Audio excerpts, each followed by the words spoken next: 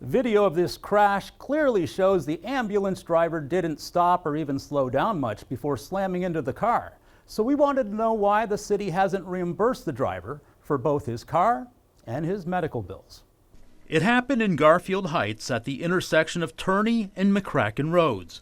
Watch as city surveillance cameras capture the full impact of the crash. Now let's watch it again. You can see how the ambulance approaches the intersection, then plows right into the passenger side of a Dodge Charger. Slammed, yep. Nick DeSimone was the driver. It happened on the morning of January 15th. I'm just cruising to work, not thinking anything of it. I had, my music playing a little bit. It wasn't blasting? It wasn't blasting. DeSimone says it was as if the ambulance came from out of nowhere and then bam! He was taken to the hospital with minor injuries. Below my knee, which is healed since, and then I did have a bloody nose. Luckily it was from the passenger side that took most of the impact. The traffic report states DeSimone had a solid green light when the ambulance failed to slow to clear the intersection. It states the ambulance driver failed to yield the right-of-way. DeSimone says the city's insurance company soon began working with him. Ended up getting me a rental car for about 2 weeks. But shortly afterwards, DeSimone says they cut him off. When he asked why, he says they told him it was because a witness came forward claiming he saw the ambulance using its lights and sirens before the crash. Because of this, the city wasn't liable for any damages. There's nothing that they could do. There's nothing they can do? Yeah. How does that make you feel? Kind of disappointed. Now I'm out of car. So DeSimone turned to 19 Investigates for help. We submitted a public records request and found the city's witness is actually a Garfield Heights firefighter. In his statement, he reported he was right across the street, salting the sidewalk of Station 1 when the accident occurred.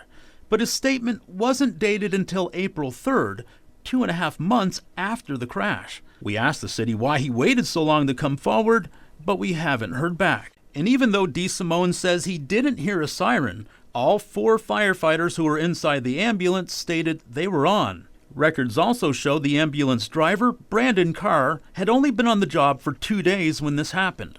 His supervisor noted the crash could have been avoided if Carr had been more cognizant of emergency vehicle driving operation. According to their own policy, emergency vehicle operators shall reduce speed at all intersections and come to a complete stop at all blind street intersections where there's either a red light, flashing red light, or a stop sign. But the video clearly shows Carr failed to stop or slow down much before driving through the intersection. Now, I slow down, I look both ways, even if it is a green light or yellow, because you never know. But DeSimone won't be doing much driving until he can afford to buy a new car. After everything, even still today, a little bit of stress about everything. I'd like to be at least, my medical bills taken care of, and if they can do something about my car.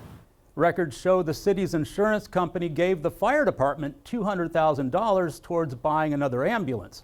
However, we're still waiting to find out why DeSimone hasn't been reimbursed yet.